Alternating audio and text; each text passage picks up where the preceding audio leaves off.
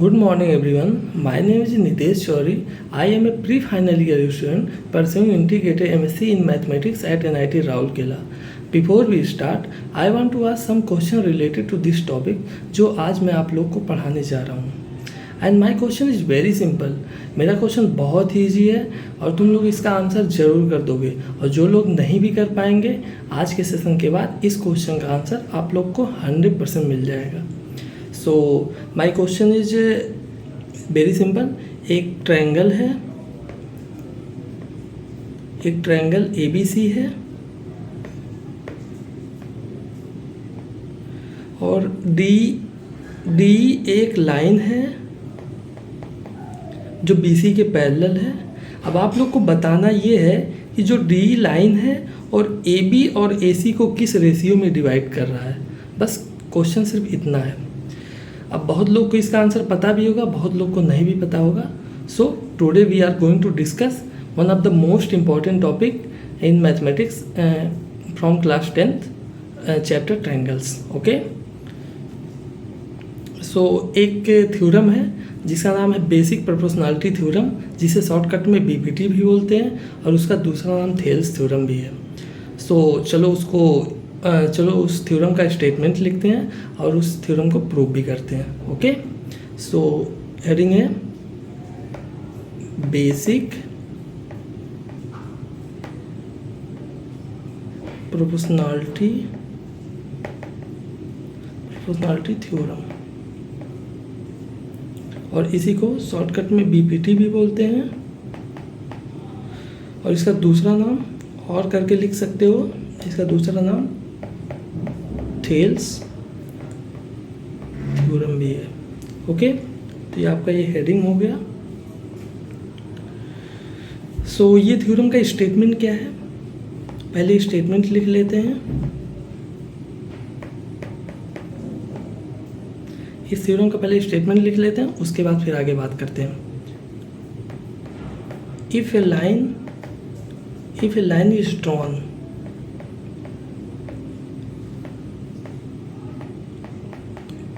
parallel to one side of a triangle,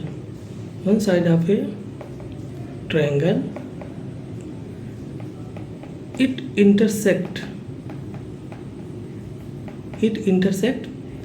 other two sides.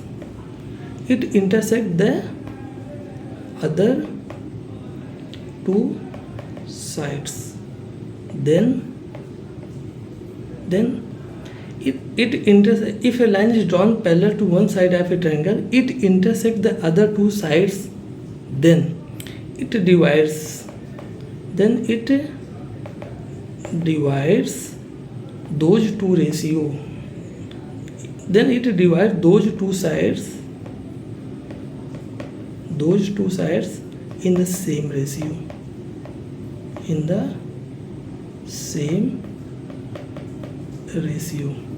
अभी क्या कहना चाह रहा है उसको चलो देखते हैं. ठीक है, जैसे एक ट्रायंगल है ABC और एक D लाइन है जो BC बेस के पैरेलल है. ओके, इसे बोल दिया D और इसे बोल दिया E. ठीक है, अब ये थ्योरम, एक्चुअली ये थ्योरम क्या बोल रहा है, जो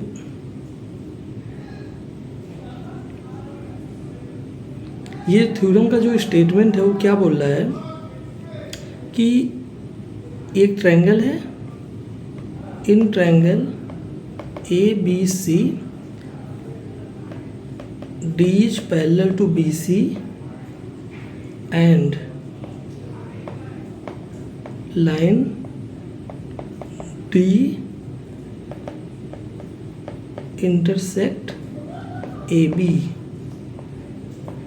at point D and AC at point E. Then AD upon DB is equal to AE divided by EC. ये आपको प्रूव करना है। ये थ्योरम है और ये इसका थ्योरम का ये स्टेटमेंट है। ये स्टेटमेंट यही बोल रहा है कि AD divided by DB is equal to AE divided by EC। ये आपको प्रूव करना है। तो चलो अब इसको प्रूव करने की कोशिश करते हैं। तो हेडिंग डाल दो प्रूव। ओके, तो एक ट्रायंगल बना लो क्योंकि ये काम आने वाला है। और ये लाइन हो गया DE आपका। ये ट्रायंगल क्या था ABC, और जो DE लाइन है वो BC के पैरेलल है। ओके, सो गिवन क्या है? गिवन क्या है?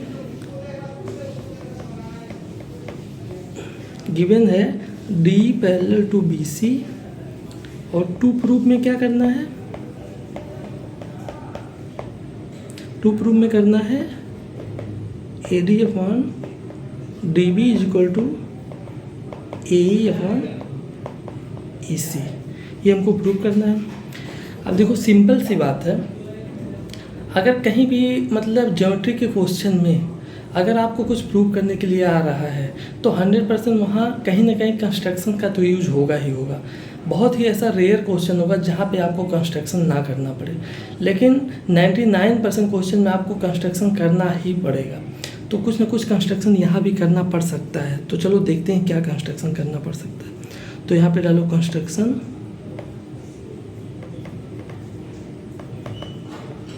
अब यहीं पे जहाँ पे कंस्ट्रक्शन की बात आती है तुम लोग सोचोगे कि सर अब कंस्ट्रक्शन कैसे करें, क्योंकि कंस्ट्रक्शन तो फिर आप तो इतने साल से पढ़ा रहे हो, आपको तो पता होगा, आपको तो याद होगा, तो आप तो कंस्ट्रक्शन कर दोगे।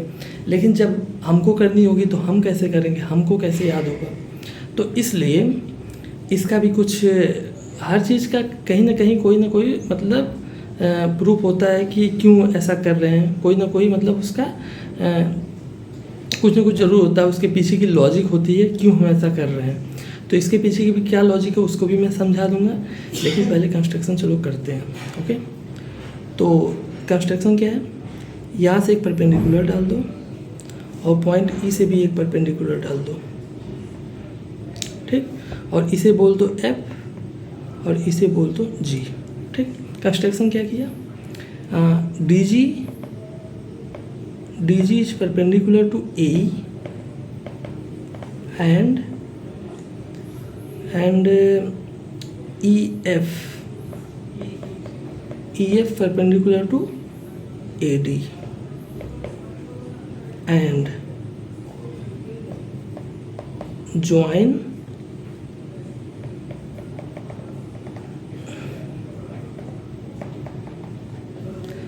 BE and CD, join BE and CD।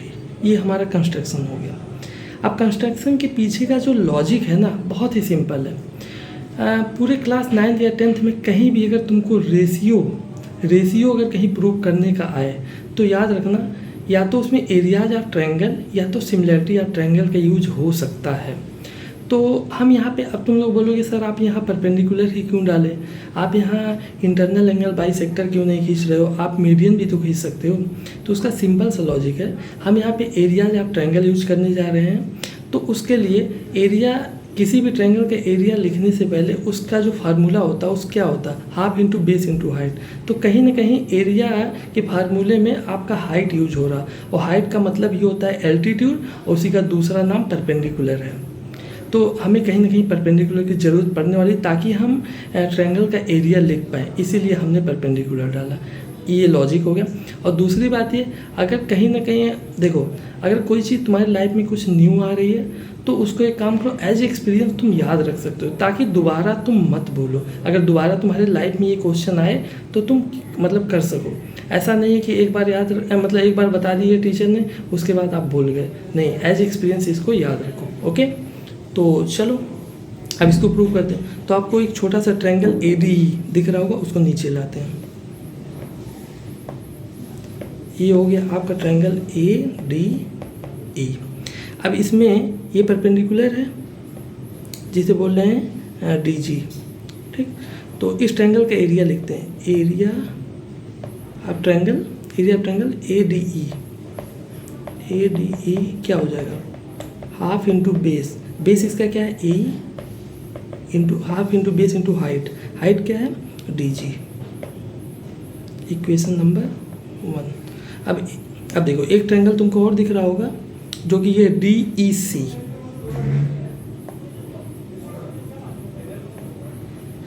ये हो गया डी, ये हो गया ई, ये हो गया सी। अब इसका लिखने के लिए देखो, अब इसका एरिया कैसे लिखेंगे, area of triangle D E C, तो कहीं ना कहीं इसमें भी half into base into height लगाना पड़ेगा, लेकिन हाइट तो यहाँ हमको कहीं दिख ही नहीं रहा। तो इसीलिए एक कॉन्सेप्ट चलो इंट्रोड्यूस करते हैं कि किसी भी ट्रायंगल में हाइट क्या होता है, हाइट कैसे खींचे। तो उसके लिए सिंपल सी बात है, हाइट का मतलब किसी भी ट्रायंगल में ये होता है कि तुम किसी भी वर्टेक्स से उसके अपोजिट साइड पर एक परपेंडिकुलर खींच दो, वही तुम्हारा हाइट हो जाता है। ठीक, या तो तुम वर्टेक्स से उसके अपोजिट साइड पर या उसके एक्सटेंशन पर तुम अगर कोई हाइट मतलब परपेंडिकुलर लाइन खींच देते हो तो वही तुम्हारी हाइट हो जाती है, सिंपल एकदम। तो चलो ट्रायंगल कितने प्रकार के होते हैं, 3 प्रकार के ट्रायंगल होते हैं। जैसे एक होता है एक्यूट एंगल ट्रायंगल, अगर मैं वर्टेक्स ये चूज कर रहा हूँ, अगर ये वर्टेक्स ए चूज कर रहा हूँ तो इस पर हाइट जो होगी ये होगी, तो इसे एच बोल दिया। अब चलो अगर मान लो कोई ट्रायंगल राइट एंगल ट्रायंगल हो तो उसमें हाइट क्या होगा, जैसे वर्टेक्स मैंने ये चूज किया तो इसमें हाइट जो होगी ये होगी, क्योंकि परपेंडिकुलर यही है। लेकिन प्रॉब्लम तब आती है जब कोई ऑब्ट्यूस एंगल ट्रायंगल हो तो वहाँ हाइट कैसे खींचते, चलो उसमें भी देखते हैं। जैसे ये आपका कोई ऑब्ट्यूस एंगल ट्रायंगल है, अब चलो जैसे लेट्स से अगर ये वर्टेक्स हम चूज कर रहे हैं तो इससे अपोजिट साइड पर हमको खींचना है, लेकिन अपोजिट साइड पर अगर खींचेंगे परपेंडिकुलर तो मिल ही नहीं रहा है। तो इसमें हम क्या करेंगे, इसमें हम ये करेंगे कि इसके साइड को एक्सटेंड करेंगे, एक्सटेंड करने के बाद में अगर यहाँ पे ऐसे खींचेंगे तो ये जो होती है वो हाइट हो जाती है। तो अगर ये बेस ईसी को हम ले तो इस लाइन को एक्सटेंड करना पड़ेगा ताकि यहाँ से ऐसे परपेंडिकुलर डालें, और ये जो परपेंडिकुलर होगा तो ये पॉइंट जी ही होना चाहिए, क्योंकि ए और ई सी लाइन तो सेम ही है। अगर इस डी पॉइंट से अगर ए पे खींचो चाहे ई सी पे खींचो कहीं भी तो परपेंडिकुलर तो यही होगा, तो इसलिए जो पॉइंट होगा वो जी ही होगा। तो यहाँ पे एरिया ट्रायंगल डी ई सी अगर मेरे को लिखना हो तो क्या हो जाएगा, हाफ इंटू अगर बेस ई सी लूँ, ई सी इंटू डी जी, ये इक्वेशन नंबर 2। अब इक्वेशन 1 और 2 को डिवाइड कर दो, इक्वेशन 1 डिवाइडेड बाई इक्वेशन 2, तो क्या हो जाएगा देखो, तो area of triangle A D E divided by area of triangle D E C, तो हाफ हाफ कट जाएगा और डी जी कट जाएगा, तो क्या आ जाएगा ए ई अपान ई सी। अब देखो जो प्रूफ हमको करना है ए ई अपान ई सी, एक साइड का तो आ गया सिंपल, अब हमको दूसरे साइड का लाना। अच्छा एक बात बताओ, तुम खुद सोचो, थोड़ा गौर करो, जब इस साइड से एरिया जब लिखे जब इस साइड का यूज करके तो ये वाला पार्ट आ गया। अब सेम एरिया क्या इस साइड का यूज करेंगे तो क्या ये वाला पार्ट आ जाना चाहिए कि नहीं, देखते हैं मे भी आ जाए, ट्राई करने में क्या जा रहा। तो अभी इसी जैसे इस मतलब इस टाइप से जैसे एरिया लिखे इस साइड को लेके, अब सेम एरिया इस साइड को लेके लिखेंगे इन द सिमिलर फैशन। तो इसको इक्वेशन नंबर 3 बोल दो। तो in the similar fashion, in the similar fashion क्या करेंगे, और जो ट्रायंगल था उसको फिर से उठा के ले आओ। कौन सा ट्रायंगल था, ए डी ई, और यहाँ पे जो परपेंडिकुलर डाले थे और ये पॉइंट कौन सा था, ये पॉइंट था आपका एफ, तो यहाँ पे ये एफ हो गया। अब इसमें एरिया ऑफ ट्रायंगल लिखो, एरिया ऑफ ट्रायंगल क्या ए डी ई हाफ इंटू बेस, बेस कितना है ए डी और हाइट इंटू कितना है ई एफ, इसको इक्वेशन नंबर 4 बोलो।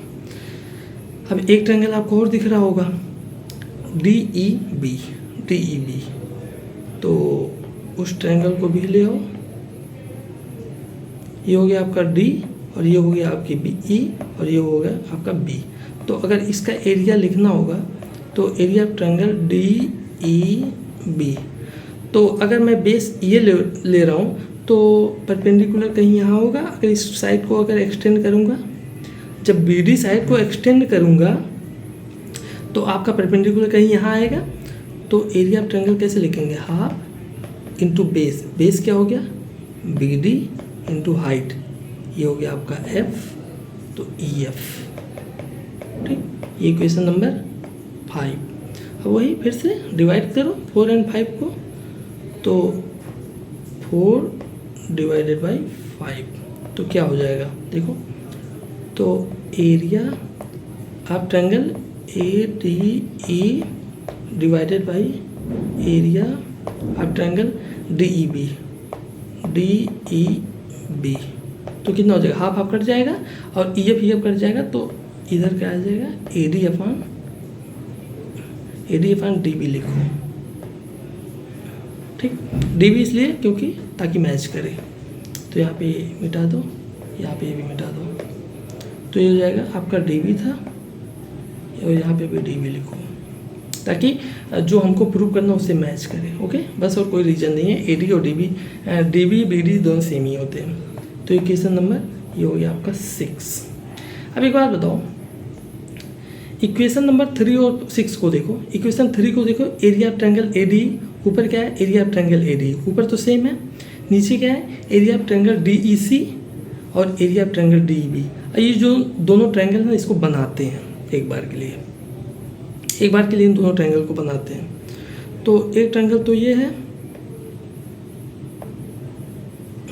ये हो गया आपका डी ई और ये हो गया बी, और एक ट्रायंगल कुछ इस प्रकार से था, ये हो गया डी और ये हो गया ई और ये हो गया सी, ये दो ट्रायंगल हैं। अब इनका देखो क्या मतलब है, ये दोनों ट्रायंगल क्या इनका एरिया सेम है कि नहीं ये देखते हैं। तो एक 9th में एक थ्योरम है, अगर दो ट्रायंगल का एरिया सेम हम तब कहेंगे जब उनका कॉमन बेस या सेम बेस हो, सेम बेस बोल सकते हो या इक्वल बेस बोल सकते हो, और वो दोनों सेम पैरेलल के बीच में लाई करे। तो मतलब आप ये बोल सकते हो two triangles having the same base, two triangle having the same base या इक्वल बेस भी बोल सकते हो। और अगर वो दोनों ट्रायंगल सेम पैरेलल के बीच में लाई कर रही हैं तो उनका दोनों का एरिया सेम होगा। ये 9th का एक मतलब ये 9th का एक थ्योरम है जो आप वहाँ से जाके पढ़ सकते हो। तो सिंपल थ्योरम यही बोलता है, आप यहाँ पे लिख भी सकते हो थ्योरम क्या है। तो ये ट्रायंगल एक्चुअली कैसे बन रहा है, ये ट्रायंगल कुछ ऐसे बन रहा है, ये ट्रायंगल आपको ये हो गया डी, ये हो गया ई, तो ये हम ऐसे मिलाए थे ना, तो ये हो गया बी और ये हो गया सी। तो एक ट्रायंगल तो आपका ये है, एक ट्रायंगल ये है और एक ट्रायंगल ये है। तो ये दोनों ट्रायंगल, इसका दोनों ट्रायंगल का बेस सेम है और ये दोनों ट्रायंगल सेम पैरेलल के बीच में लाई कर रही हैं, इसलिए इन दोनों का एरिया सेम होगा। So area of triangle D E B is equal to area of triangle D E C from कहाँ से इक्वल है, class 9th theorem, from class 9th, from theorem of class 9th, from इसको एक काम करो, इसको मिटा दो, ये दोनों का एरिया इक्वल है from theorem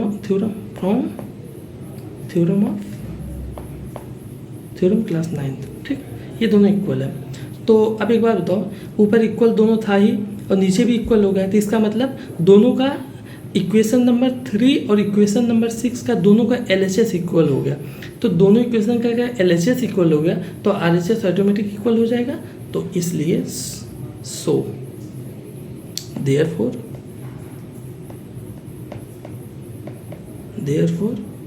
from equation 3 and 6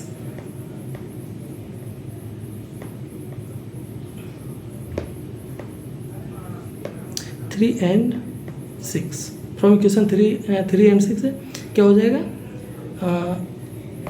AD upon DB is equal to AE upon AC।